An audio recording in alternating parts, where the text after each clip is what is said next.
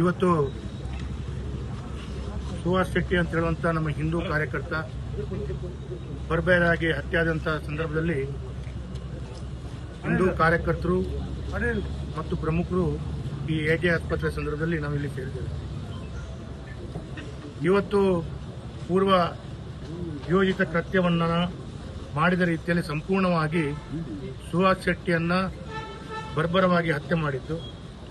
ಇವತ್ತು ಪೊಲೀಸ್ ಇಲಾಖೆ ಇಂಟೆಲಿಜೆನ್ಸ್ ಇರಬಹುದು, ಇವರಿಗೆ ಯಾವುದೇ ಮಾಹಿತಿಗಳಿಲ್ಲದೆ ಈ ರೀತಿ ಹತ್ಯೆ ಆಗಲಿಕ್ಕೆ ಸಾಧ್ಯವಾ ಅಂತ ಹೇಳುವಂತ ಪ್ರಶ್ನೆಗಳು ಕೂಡ ಉದ್ಭವ.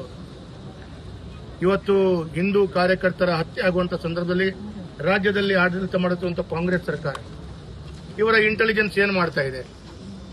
ಈ ರೀತಿಯ ಘಟನೆ ಆದಾಗ ಪೊಲೀಸ್ ಇಲಾಖೆ ವೈಫಲ್ಯತೆ ಮತ್ತು ರಾಜ್ಯವನ್ನು ಆಡಳಿತ ಮಾಡುತ್ತಿರುವಂತಹ ಕಾಂಗ್ರೆಸ್ ಎಲ್ಲೋ ಒಂದು ಕಡೆ ಎಸ್ಡಿಪಿಐ, ಪಿಎಫ್ಐ ಈ ರೀತಿಯ ಸಂಘಟನೆಗಳ ಕೇಸು ಹಿಂಪಡೆದುಕೊಳ್ಳುವಂತದ್ದು ಇದಕ್ಕೆ ಬಹಳ ದೊಡ್ಡ ರೀತಿಯ ಕಾರಣಕರ್ತ ಆಗಿದೆ ಅಂತ ಹೇಳುವಂತದ್ದನ್ನು ಹೇಳಬಹುದು.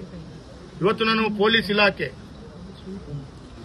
ಈ ಹಲವಾರು ಹಿಂದೂ ಕಾರ್ಯಕರ್ತರ ಹತ್ಯೆಯಾದಂತ ಯಾರು ಕೊಲೆ ಮಾಡಿದಾರೋ ಅವರ ಚಲನವಲನಗಳನ್ನ ಅವರು ಏನು ಮಾಡ್ತಾರೆ, ಅವರು ಏನು ಉದ್ಯೋಗ ಮಾಡ್ತಾರೆ, ಅವರಿಗೆ ವಾರಕ್ಕೊಂದು ಸಲ ಪೊಲೀಸ್ ಇಲಾಖೆಗೆ ಬಂದು ಅವರ ದಸ್ಕತ್ತನ್ನು ಹಾಕುವಂಥದ್ದು ಈ ರೀತಿಯ ಚಟುವಟಿಕೆಯನ್ನ ಪೊಲೀಸ್ ಇಲಾಖೆ ಮಾಡಬೇಕಿತ್ತು, ಅವರ ಪೆರೇಡ್ ಮಾಡಬೇಕಿತ್ತು. ಎಲ್ಲೋ ಒಂದು ಕಡೆ ಪೊಲೀಸ್ ಇಲಾಖೆ ಇದನ್ನೆಲ್ಲ ಮಾಡದೇ ಇರುವಂತಹ ಸಂದರ್ಭದಲ್ಲಿ ಇದೆಲ್ಲ ಈ ರೀತಿಯ ಘಟನೆಗಳಾಗಿದೆ ಅಂತ ಹೇಳುವಂಥದ್ದನ್ನ ನಾವು ಹೇಳ್ತೇವೆ ಇವತ್ತು. ಅದಕ್ಕಾಗಿ ಇವತ್ತು ರಾಜ್ಯ ಸರ್ಕಾರ ಈ ರೀತಿಯ ಒಂದು ಇಂಡೈರೆಕ್ಟ್ ಆಗಿ ಈ ರೀತಿಯ ಹತ್ಯೆ ಮಾಡುವಂತವರ ಪರ ನಿಂತಿದೆ ಅಂತ ಹೇಳುವಂಥದ್ದನ್ನ ಹೇಳಬಹುದು. ಇದಕ್ಕೆ ಪೊಲೀಸರು ಈ 10 ರಿಂದ 15 ಜನರ ಕೃತ್ಯ ಅಂತ ಹೇಳುವಂಥದ್ದು ಯಾರೆಲ್ಲ ಅವರಿಗೆ ಸಹಕಾರ ಕೊಟ್ಟಿದ್ದಾರೆ, ಅವರು ವಾಹನದಲ್ಲಿ ಬರಬೇಕು ಅಥವಾ ಎಲ್ಲಿದ್ದಾರೆ ನೋಡಬೇಕು, ಹುಡುಕಬೇಕು, ಇದಕ್ಕೆಲ್ಲ ಸಹಕಾರ ಕೊಟ್ಟು ಬಹಳ ದೊಡ್ಡ ತಂಡ ಇದೆ. ನಾನು ಪೊಲೀಸ್ ಇಲಾಖೆ ಆಗ್ರಹ ಮಾಡ್ತೇನೆ, ನೀವು ಇದನ್ನ ಯಾವ ರೀತಿಯಲ್ಲಿ ಬಗೆಹರಿಸಿಕೊಳ್ತೀರಾ ಒಂದು ಭಾಗ. ಎರಡನೇದು, ಈ ರೀತಿ ಹತ್ಯೆಗಡೆದಂತ ವ್ಯಕ್ತಿಗೆ ಯಾವ ರೀತಿಯಲ್ಲಿ ಸರ್ಕಾರ ಪರಿಹಾರ ಕೊಡುತ್ತೆ, ಇದರ ಮುಂದಿನ ಯೋಚನೆಗಳು ಅವರ ಮನೆಯ ಕುಟುಂಬಸ್ಥರು ಯಾವ ರೀತಿ ನಿರ್ಧಾರ ತೆಗೆದುಕೊಳ್ತಾರೆ, ಅದಕ್ಕೆ ನಾವು ಸಂಘಟನೆ ಪೂರ್ಣ ರೀತಿಯಲ್ಲಿ ಆ ಮನೆಯ ಅವರ ಹಿರಿಯರು ಮತ್ತು ಅವರ ಕುಟುಂಬಸ್ಥರ ಒಂದಿಗೆ ಸೇರಿಕೊಂಡು ಮುಂದಿನ ತೀರ್ಮಾನಗಳನ್ನು ಮಾಡ್ತಾರೆ.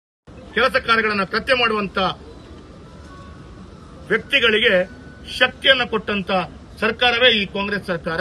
ಸಿದ್ದರಾಮಯ್ಯರು ಬಂದ ನಂತರ ಈ ರೀತಿಯ ಘಟನೆಗಳಾಗಿದೆ, ಇಡೀ ರಾಜ್ಯದಲ್ಲಾಗಿದೆ. ಇನ್ನು ಮುಂದಿನ ದಿನಗಳಲ್ಲಿ ಇನ್ನಷ್ಟು ಈ ರೀತಿಯ ಪರಿಸ್ಥಿತಿಗಳು ಬರುವುದಕ್ಕಿಂತ ಮುಂಚೆ ರಾಜ್ಯ ಸರ್ಕಾರ, ಪೊಲೀಸ್ ಇಲಾಖೆ ಎಚ್ಚೆತ್ತುಕೊಳ್ಬೇಕು.